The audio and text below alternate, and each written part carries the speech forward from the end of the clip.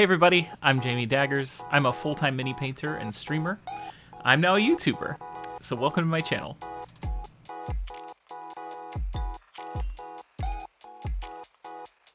As a streamer, I don't often find myself with a lot of time to spend on each individual mini, so I end up painting things pretty quickly. And I get a lot of people who ask me, how do you paint things that quick? Is it dark magic? Did you make a deal with the devil? Did you have a paint-off at the crossroads? The answer to that is yes, to all of the above. No, of course it's not.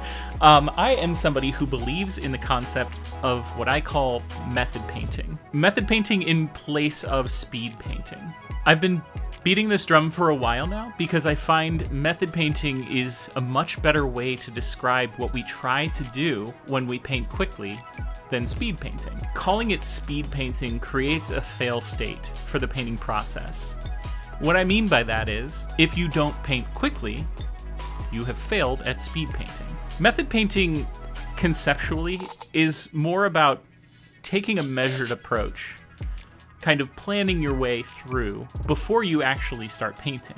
It's an embodiment of the concept of slow is steady and steady is fast. Quickness then becomes a byproduct of your painting process rather than the goal of your painting process. So some of the core concepts of method painting are as follows. Plan a simple color scheme. If you have a few colors, maybe 3 or 4, choosing stuff that's pretty simple to paint. Your primary colors, avoid yellows, but don't avoid them entirely. Just maybe use them sparingly. Colors that are a little bit more difficult to paint, maybe put them aside for now. If you have time later, you can always add them. But if you're just trying to get an army ready for a weekend tournament, just get it done. A 60-30-10 method, for example, 60% of one color, 30% of another, and 10% of a really nice accent color, is a great way to go about planning a color scheme. Just pick a color on the color wheel, and its complementary opposite, and maybe if you're feeling spicy, you could even throw in a split complementary. The key is to keep it simple. The simpler, the faster. And that's the point of this whole thing. It's not speed painting, it's method painting. Other tools to help you paint quickly are pretty obvious. Whether it's contrast paints or a slap chop method, those tend to go hand in hand. Or dry brushing. There's all sorts of different techniques that we know as painters that we don't really give thought to how quick they actually make the painting process. You'd be surprised what you can accomplish with just contrast paints and a dry brush. And of course, all these things require a steady hand, but the more you use them, the more you use these techniques and these approaches, the quicker it's gonna get, the better you're gonna get at it. I always tell people when I'm teaching painting, there is no replacement for time with a brush. As you paint more over a longer period of time, you're going to become more and more comfortable using your brush in different ways, whether it's getting better at dry brushing, learning how to stipple, edge highlighting, all sorts of different things. This may be something that you have to build up to. Method painting is a skill, just like anything else in painting. When you first started, maybe your paint lines were sloppy. Maybe you had a hard time keeping one color in one place and another color in another. Maybe you didn't know how to thin your paints and now you do. Just like those things, method painting is something that is going to come to you in time. But this is a big reason that I prefer the concept of method painting over speed painting. You don't need to do a ton of homework or anything like that. I'm saying you sit down, you look at the mini, you think about what you want it to look like, and then maybe do a test mini. Test out some colors, test out some techniques, see what works, and then apply it to the whole group. These skeletons you're seeing were done in one single session. There are 11 skeletons in total, and I got them done in just shy of 3 hours. The process here was pretty simple. Again, taking a slow, measured approach, thinking of things ahead of time. One great tip I can give you is for metallics. If you're ever painting anything that has armor, just remember you don't need every piece of that armor to be covered in metallic. What you'll find is that in order to get contrast out of a metallic paint job, those dark areas are a natural look. If you paint a piece brown before you, say, add a brass color, wherever the metallic paint doesn't go will simply look brown, which is a natural tone in brass. using contrast paint to paint the armor first, and then going in with a dry brush or a large flat brush and just stippling in your metallic color, it'll really start to not only look more natural, but it'll look metallic, even if you don't hit every single spot. Remember, the places that you don't paint often are places where shadow would fall anyway. So as long as the areas that you're not painting are darker than the rest of the mini, it's going to look more natural. For the skeletons, I did exactly what I mentioned before, which is start with a brown paint and then stipple on or dry brush on, however you prefer that method, the metallic paint. It really helped with the aged look of the skeletons.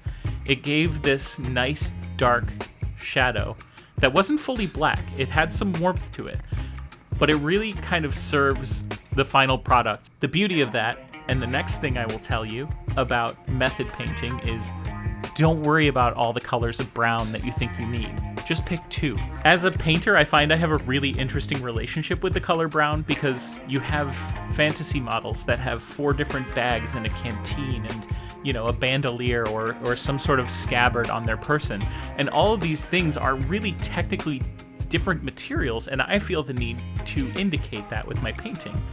But in reality, when they're on the board, as long as it's kind of brown, you don't notice. So by that metric, you know, pick 2 or 3 shades of brown and just use those. Nobody's going to call you out or notice. Maybe you will, and hey, that's a great opportunity to revisit those models again and spend a little bit more time with them. But if you're just trying to get it done and get it on the table, no shame in that. The other tool that I think we use a lot but don't think about all the time are washes. And washes are kind of unique because they take a little bit of patience. A wash is naturally a thin paint, a very thin paint. So when you put it on, it doesn't immediately seem obvious as to what it's doing for the final product. But in reality, after 1 coat or even a couple coats of wash, you can really change the overall look of the thing that you're painting. Now, when it comes to method painting, a lot of people like to use things like oil washes, which are an excellent speed painting tool. I said speed painting. I'm trying not to talk about speed painting. Editing!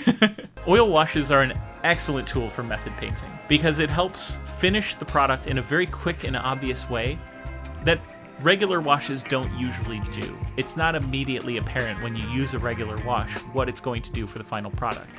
Typically, you can't tell until it's dry. That said, use a wash, but trust the process. If it doesn't look good enough, or it hasn't given you the contrast or the shadow that you want, give it another layer, see what happens. And the same goes for all these paints. Remember, a paint needs a few layers to really achieve full opacity, so you can't truly know what it's going to look like until you've finally added enough layers and highlighting and shadow. So if one part of the model isn't looking good, just paint a different part of the model. Once you see more of it all together, it might make more sense. Director's note, can you lead into them? I can say 2 thin coats. 2 thin coats. Awesome, thank you. That's going into the video. Hell yeah. Ultimately, the key to method painting is exactly what I just said. Trust the process. Once you do your first test model, think of the steps that you took to apply the paint in the way that you did, and do it to all the other minis that you're trying to paint. Maybe you have, 40 termagants that you need to finish before this weekend. You can do it. I painted 6 in less than 3 hours on a stream the other day. I planned out the color scheme ahead of time. I kept it simple. We're talking 2-3 colors, and they're ready to play. I'm going to be playing 1-page rules with my friend this weekend. And the beauty of it is, if I win with those Tyranids, and I find I really like those Tyranids because I'm winning all the time, I can spend more time with them, and I can paint more of them and do more to them, and really kind of expand upon that method painting that we did in the first place. It's kind of limitless because it gives you a fully playable piece without being something you need to truly overcommit to. And again, as somebody who paints a lot and doesn't get a lot of time to paint one model for a very long time, it's a super valuable tool because either it gets you ready for this elusive tournament, or it gives you more time to spend on, say the leader models or something like that. Or, your huge showstopper centerpiece. Another thing that can really help with the method painting is some sort of weathering. Now, whether that's washes, or a dry brush, or something like maybe dirty down rust, or some sort of verdigris that you add to an aged rusting weapon, it's a really great way to kind of tie things together atmospherically that kind of tells the viewer why it might look incomplete if it is. Now, that sounds like you're planning on having an incomplete painted model, but I promise you, it's just atmosphere. It's a great excuse, I promise. For example, the skeletons. They're ancient. They're covered in rust. Their blades have not been upkept this entire time. So yeah, they're going to have oxidization. They're going to have dirt and crust and grime on them. And that's a great excuse to cover up some spots, maybe on these minis, with dirt and grime and grit. So just keep in mind that you don't always have to paint everything so perfectly clean. I really, really, really want people to embrace the idea of method painting over speed painting.